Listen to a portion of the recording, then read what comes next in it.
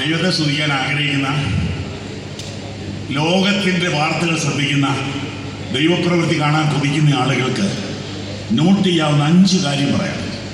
ഒന്ന്, ബഹിരാകാശ യാത്ര ചെയ്ത Butch Wilmore and Sunita Williams. ബഹിരാകാശ യാത്ര ചെയ്തവരൊക്കെ ഒന്ന് കൈവക്കാൻ പറഞ്ഞാൽ മോശമായി പറയുന്നില്ല. നിങ്ങളാരും പോയിട്ടുണ്ട്, ഇവിടെ ഒന്നും ഇരിക്കത്തുമില്ല. ഓക്കെ, ഞാൻ തുള്ളിച്ചാടുകയാണ്. എന്നറിയോ, ഡീപ് തിയോളജിയാ ആ മനുഷ്യനും അവിടെ ഭാര്യയും പറഞ്ഞു. പത്രക്കാരൻ മനസ്സിലായെന്നൊന്നും എനിക്കറിയത്തില്ല. പത്രക്കാരൻ ഡാളസിൽ ചെന്ന് അങ്ങനെ ഭാര്യയെ കണ്ടു. 2 ആഴ്ച കൊണ്ട് മടങ്ങി വരുമെന്ന് പറഞ്ഞ ഹസ്ബൻഡ് വന്നില്ലല്ലോ, എന്ത് പറയുന്നു? ഉത്തരം കേൾക്കണം നിങ്ങൾക്ക്. എൻ്റെ ദൈവം എന്ത് ചെയ്താലും അതിന് 2 ഉദ്ദേശമുണ്ട്. ഒന്ന്, തൻ്റെ മഹത്വം. 2, തൻ്റെ ജനത്തിൻ്റെ നന്മ. ഇതിൽ കൂടിയ തിയോളജി എന്താ ഉള്ളത്? നമുക്കൊരു ചെവി വേദന വന്നാൽ അത് പോരാട്ടമാണെന്ന് പറയും. ഡാളസ് ബാപ്റ്റിസ്റ്റ് ചർച്ചിലെ അസോസിയേറ്റ് പാസ്റ്ററാണ് ബുച്ച് വിൽമോർ. മാസങ്ങൾ കഴിഞ്ഞ് അദ്ദേഹത്തെ തിരിച്ചു കൊണ്ടുവരാൻ പോയ വഴിയിൽ പത്രക്കാർ ചോദിച്ചു, എന്ത് തോന്നുന്നു? ഇതേ കാര്യമാണ് പറയുന്നത്. അപ്പൊ വീട്ടിൽ വേദോസം പഠിക്കുന്നുണ്ടെന്ന് അർത്ഥം. സ്റ്റേജ് പെർഫോമൻസുകാരല്ല അവരാരും. ആ മനുഷ്യൻ പറഞ്ഞു, എൻ്റെ ദൈവം എന്ത് ചെയ്താലും 2 ഉദ്ദേശമേ ഉള്ളൂ. ഒന്ന്, തൻ്റെ മഹത്വം. 2, തൻ്റെ ജനത്തിൻ്റെ നന്മ. അങ്ങനെയാണെങ്കിൽ ഇന്ന് രാത്രി ഞാനൊരു പ്രവചനം പറയാം. 2025 നിനക്കോ നിന്റെ കുടുംബത്തിനോ വന്നിട്ടുള്ള എല്ലാ നഷ്ടവും, എല്ലാ അപമാനവും, എല്ലാ വേദനയും, എല്ലാ സങ്കടവും, എല്ലാ പരിഹാസവും, എല്ലാ നിന്നയും ഒരു കടലാസിൽ എഴുതി വെച്ചിട്ട് അതിന്റെ അടിയിൽ എഴുതാൻ, എന്റെ ദൈവം അറിയാതെ ഒന്നും സംഭവിക്കുന്നില്ല. വീണ്ടും എഴുതണം, എന്റെ ദൈവം അറിഞ്ഞാണ് വരുന്നതെങ്കിൽ 2 ഉദ്ദേശമേ ഉള്ളൂ. ഒന്ന്, തന്റെ മഹത്വം. 2, തന്റെ ജനത്തിന്റെ നന്മ. കൈകൾ ഉയർത്തി ഒരു 3 ഹല്ലേലൂയ ഉറക്കെ പറഞ്ഞു.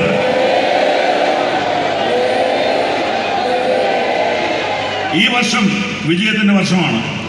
100 കൊല്ലമായി പെന്തിക്കോസുകാർ കവലയിലും സൈക്കിളെ മൈക്ക് കെട്ടി, 4 വീലുള്ള സൈക്കിളെ മൈക്ക് കെട്ടി, ഓട്ടോറിക്ഷ മൈക്ക് കെട്ടി, പിന്നെ സൗകര്യം വന്നപ്പോൾ ടെമ്പോ ട്രാവലറെ മൈക്ക് കെട്ടി വിളിച്ചു പറഞ്ഞു, മറിയ സഹരക്ഷകയല്ല, യേശു മാത്രം രക്ഷകൻ. പിന്നെ ആവേശം കുറിച്ച് മറ്റൊരുത്തനിലും രക്ഷയില്ലെന്ന് ആവർത്തിച്ചൊക്കെ പറയും. പുതുപ്പള്ളി അച്ഛൻ ഒരു ബസ് സ്റ്റാൻഡിൽ കൂടെ പാസ് ചെയ്യുമ്പോൾ ബസ് സ്റ്റാൻഡിൽ നിന്നോട് പറയാം, മറ്റൊരുത്തനിലും രക്ഷയില്ല. അച്ഛൻ വിചാരിച്ചതിലേ ബൈബിളിൽ അങ്ങനെയൊക്കെ ഉണ്ടോ? അതൊരു ബഹുമാനമില്ലാത്ത ഭാഷയാണല്ലോ. പക്ഷേ അച്ഛൻ പിന്നീട് മാനസാന്തരപ്പെട്ടു. അന്ന് ഇത് പറഞ്ഞിട്ട് കല്ലേറ് കൊണ്ടവരുണ്ട്, അന്ന് ഇത് പറഞ്ഞിട്ട് തല്ലുകൊണ്ടവരുണ്ട്, വീട്ടിൽ നിന്ന് ഇറക്കി വിടപ്പെട്ടവരുണ്ട്.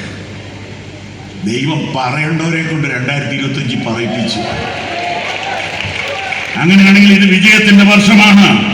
ആ ഒരൊറ്റ മനുഷ്യൻ, ബഹുമാനപ്പെട്ട മാർപ്പാപ്പ പറഞ്ഞു, മറിയ സഹരക്ഷകയല്ല എങ്കിൽ ഞങ്ങൾ ഉറക്കെ പറയുന്നു, മറ്റൊരുത്തരിലും മറ്റാരിലും മറ്റെവിടെയും രക്ഷയില്ല. യേശു ക്രിസ്തു ഏകരക്ഷകൻ. അപ്പൊ 1000 സ്തോത്രം പറയേണ്ടതല്ലേ? 3, ബൈബിൾ സൊസൈറ്റിയിലെ അച്ഛൻ പറഞ്ഞ കാര്യങ്ങൾ ഞാൻ നോട്ട് ചെയ്ത് വെച്ചു. നിങ്ങൾ അറിഞ്ഞോ, യുവർ വേർഷൻ ബൈബിൾ 100 കോടി മനുഷ്യർ ആ ആപ്ലിക്കേഷൻ ഡൗൺലോഡ് ചെയ്തു. ഇന്ന് തന്നെ വീട്ടിൽ ചെന്ന് പിള്ളേരോട് പറയണം, മുതിർന്നവർക്ക് അത്ര അറിയില്ല. യു വേർഷൻ എന്നടിച്ചാൽ മതി, ആ ബൈബിൾ ആപ്പ് വരും. ഒക്ലഹോമയിലൊരു പാസ്റ്ററും അസിസ്റ്റന്റ് പാസ്റ്റർ പേര് എനിക്കറിയാം, ബോബി. അവർ 2 കൂടെ ചേർന്ന് തുടങ്ങിയതാ. ചുരുങ്ങിയ കാലമായിരുന്നു, എനിക്കൊന്ന് കോവിഡിന് തൊട്ട് മുമ്പ് ഒരു ആപ്ലിക്കേഷൻ. പിള്ളേരുടെ ഭാഷ പറഞ്ഞ ആപ്പ്. ആപ്പിന് വേറെ അർത്ഥമുള്ളതുകൊണ്ടാണ് ഞാനത് പറയാതെ. മൊത്തം ഒരു ആപ്പിന്റെ കാലമല്ലേ. 100 കോടി മനുഷ്യരത് ഡൗൺലോഡ് ചെയ്തെന്ന്. നവംബർ 14-ാം തീയതി അതിന്റെ ഒരു ഫംഗ്ഷൻ ഒക്ലഹോമയിൽ നടന്നു. സ്തുതിക്കണ്ടേ? അവര് പറയുന്നു അമേരിക്കയിലെ ചെറുപ്പക്കാർ ബൈബിൾ വായിക്കാൻ തുടങ്ങിയിരിക്കുന്നു. തീർന്നില്ല. നാലാമത്തെ കാര്യം, Charlie Kirk. He is a politician. He was a politician. ഈ പൊളിറ്റീഷ്യന്മാരെ നിങ്ങൾ പെട്ടെന്ന് പിടിച്ച് ഉപദേശിമാരാക്കരുത്. എനിക്കൊരു അപേക്ഷയുണ്ട്. അവരെങ്ങാനൊരു യോഗത്തിന് വരും, പിന്നെ അവരുടെ പ്രസംഗമായി ഇന്ന് വളരെ സന്തോഷം തോന്നി എനിക്ക്. ഇച്ചിരിച്ച് പ്രസംഗിക്കും, പക്ഷേ നമുക്ക് വേണ്ടത് അവർ പൊളിറ്റീഷ്യൻസായിട്ട് നിൽക്കണം. ഉപദേശിമാർ ഇവിടെ ഇല്ലാഞ്ഞിട്ടാണ്. പ്രസംഗിക്കാൻ ഇപ്പം പറഞ്ഞാൽ ഒരു മുന്നറിയിപ്പില്ലാതെ പറഞ്ഞാൽ പ്രസംഗിക്കാൻ 150 പേര് ഇവിടെ റെഡിയാണ്. എന്നെ പോലെയുള്ളവർക്കൊക്കെ ഒരു അവസരം കിട്ടുന്നു പറയുന്നത് IPCയിലെ ഒരു പ്രത്യേക ഗുണമാണെന്നാണ് എൻ്റെ അഭിപ്രായം. അത് ഞാൻ പറഞ്ഞില്ല, പിന്നെ ആരാ പറയുന്നത്? എൻ്റെ അപ്പനോ ചേട്ടനോ അനിയനോ അളിയനോ അമ്മായിയപ്പനോ ആരും ഈ പ്രസ്ഥാനത്തിന് വേണ്ടി ഒന്നും ചെയ്തിട്ടില്ല. ഇപ്പം ഈ ശരിയിരിക്കുന്ന മിക്കവാറും പേരുടെ പിതാക്കന്മാർ ഇതിന് സ്ഥലം കൊടുത്തവരും പട്ടിണി കിടന്നവരും ഒക്കെ. ഈ വക ഒന്നും എനിക്ക് പറയാനില്ല. പിന്നെ സംഭാവന, ഈ സ്വോത്രകാഴ്ച ഇടുന്നതും പിന്നെ വല്ലോ കിട്ടുന്നതനുസരിച്ച് ഒരു ചെറിയ സംഭാവന കൂടുതലൊന്നും ഇതിന് കൊടുത്തിട്ടില്ല. ഇങ്ങനെയൊക്കെ പറയുന്നതെന്നാണെന്നറിയോ? ഒരു പ്രാവശ്യം ശനിയാഴ്ച പ്രസംഗിച്ച് ഇറങ്ങിയപ്പോൾ ഇവിടെ നിന്നൊരാൾ ചോദിക്കുക, ഇതെങ്ങനെ ഒപ്പിച്ചത്? ഒപ്പീരറിയില്ല. ഒപ്പിക്കുന്നവരങ്ങനെയല്ലേ ചിന്തിക്കുള്ളൂ. ക്ഷമിക്കണം, ഒന്നും നെഗറ്റീവ് പറയരുതെന്ന് വിചാരിച്ചതാണ്, അറിയാതെ പറഞ്ഞു, ക്ഷമിക്കണം. എന്നെ പോലെ ഒരാളെ അവഗണിച്ചാലോ ആരും ചോദിക്കാല.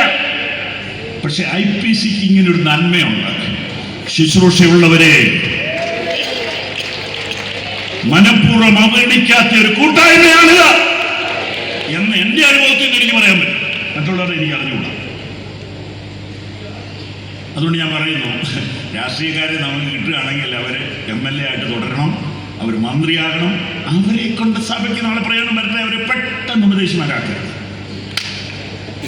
മനസ്സിലായി കാണുമെന്ന് വിചാരിക്കും. നമ്മുടെ ചില ലീഡേഴ്സിനെയൊക്കെ സോഷ്യൽ മീഡിയയിൽ ഇപ്പോൾ ഉപദേശിയെന്നാണ് വിളിക്കുന്നത്. അതുകൊണ്ട് നമുക്കൊരു സന്തോഷം വരുമെന്നേ ഉള്ളൂ. നമുക്ക് വിചാരിച്ച കാര്യം നടക്കില്ല. നാളെ നമുക്കൊരു സെമിത്തേരിയുടെ ആവശ്യം വരുമ്പോൾ ഉപദേശിമാർ വിചാരിച്ചാൽ നടക്കുകയാണെന്ന് ഇവിടെ തെളിഞ്ഞല്ലോ. അതുകൊണ്ട് തെരഞ്ഞെടുപ്പ് വരിക. പെന്തക്കോസ്ത് എന്ന വിഭാഗത്തിന് വേണ്ടി സംസാരിക്കാൻ ചിലർ നമ്മുടെ അസംബ്ലിയിൽ ഉണ്ടാകാൻ നിങ്ങൾ പ്രാർത്ഥിക്കണം.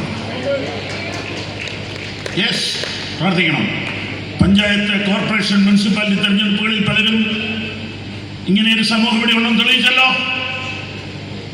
അറിവുള്ള രാഷ്ട്രീയക്കാർ പറഞ്ഞത് തൃശ്ശൂർ മുതൽ തിരുവനന്തപുരം വരെ ഇനിയുള്ള കാലത്ത് ജയം തീരുമാനിക്കുന്ന പെന്തക്കോസ്തുകാരാണ്. നമുക്കിതൊന്നും അറിയില്ല. രാഷ്ട്രീയക്കാർ ഇതിൻ്റെയൊക്കെ കണക്കെടുക്കുന്നുണ്ട്. അതുകൊണ്ട് നമ്മൾ ചെറിയ ഗ്രൂപ്പല്ല, നമ്മൾ ജയിച്ചു കഴിഞ്ഞിരിക്കുകയാണ്. നമ്മൾ ജയിക്കാൻ പോവുകയല്ല, നമ്മൾ ജയിച്ചു കഴിയും. ചാർലി കിർക്ക് മരിച്ചുപോയി. പെട്ടെന്ന് പ്രസംഗിച്ചുകൊണ്ടിരിക്കുമ്പോൾ ബൈബിളാണ് പുള്ളിയുടെ വിഷയം. ബൈബിൾ എടുത്തുകൊണ്ട് യൂണിവേഴ്സിറ്റിയിൽ പോയിരുന്നു സംസാരിക്കുക. ഒരു ചെറുപ്പക്കാരൻ ചോദിച്ച ചോദ്യത്തിന് ഉത്തരം പറയാൻ ഇഷ്ടപ്പെട്ടില്ലെന്ന് തോന്നുന്നു. ഒരു വെടി കഴുത്തിന് കയറി വീണ് മരിച്ചു. ഭാര്യയും 2 കുഞ്ഞുങ്ങളും ആ ഡെഡ് ബോഡിയുടെ മോളിൽ കെട്ടിപ്പിടിച്ച് കരഞ്ഞു. 6 ദിവസം കഴിഞ്ഞ് ശവമടക്കുമ്പോൾ എറീക്ക എന്ന 30 വയസ്സുള്ള സഹോദരി കയറി വരുന്നു. ലോകം ആദരിക്കുന്ന അമേരിക്കയുടെ പ്രസിഡന്റ് ആ സഹോദരിയെ ഹഗ് ചെയ്തു. 3 മിനിറ്റ് ഹോൾഡ് ചെയ്തു. അവർ കയറി മൈക്ക് എടുത്തിട്ട് പറഞ്ഞു, പറയാൻ വാക്കുകൾ കിട്ടുന്നില്ല, ഇങ്ങനെ പറഞ്ഞു, that man, that young man, I forgive him.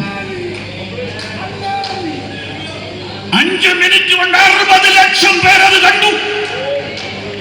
അടുത്ത വാചകം കേൾക്കണോ? My Jesus did it. My Charlie like it.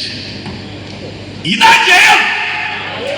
അതേ സമയത്ത് ആരെയൊക്കെയോ കൊന്നതിന് 5, 8, 10 കൊല്ലം കേസ് നടത്തി കൊലയാളിക്ക് ശിക്ഷ കിട്ടിയപ്പോൾ അതിജീവിതരോട് ചോദിക്കുന്നു, എങ്ങനെയുണ്ട്?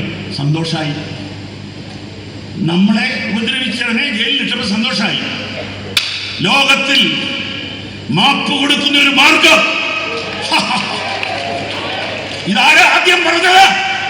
നമ്മുടെ കർത്താവ് പറഞ്ഞത്. പിതാവേ ഇവനോട് ക്ഷമിക്കണമേ. നിങ്ങൾക്കറിയാമോ, അവനെ ക്രൂശിച്ച ഗ്രൂപ്പിന്റെ കാര്യ പറഞ്ഞേ. ആ ഗ്രൂപ്പിൽ നിന്നാ 3000 പേര് സ്ഥാനപ്പെട്ടത്. സംശയമുണ്ടോ? പത്രോസിന്റെ പ്രശ്നം ശ്രദ്ധിച്ചു നോക്കിയേ. നിങ്ങൾ ക്രൂശിച്ച യേശു. അപ്പോൾ ആ ക്ഷമയുടെ പ്രാർത്ഥന അവരുടെ കരളലിയിപ്പിച്ചു. പത്രോസിന്റെ ശുശ്രൂഷയിൽ അവർ സ്നാനക്കുളത്തിൽ ഇറങ്ങി. വടിവാള് കൊണ്ടല്ല, കരാട്ടെ കൊണ്ടല്ല, ബ്ലാക്ക് ബെൽറ്റ് കൊണ്ടല്ല, രാഷ്ട്രീയം കൊണ്ടല്ല, പോലീസ് കൊണ്ടല്ല, അഭിഷേകം കൊണ്ട്. പിന്നീട് അങ്ങനെ ഒരാൾ പറഞ്ഞു, അത് സ്റ്റീഫൻ അഥവാ സ്തെഫാനോസ്. പിന്നീട് ഒരാൾ പറഞ്ഞു ഗ്ലാഡീസ് സ്റ്റെയിൻസ്.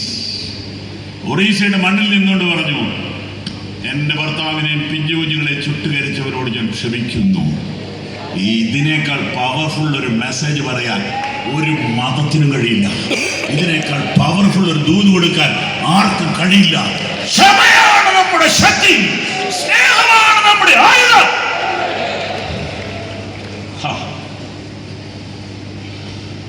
ഒരെണ്ണം പറയട്ടെ, ഇത് ജയത്തിന്റെ വർഷമാണ്.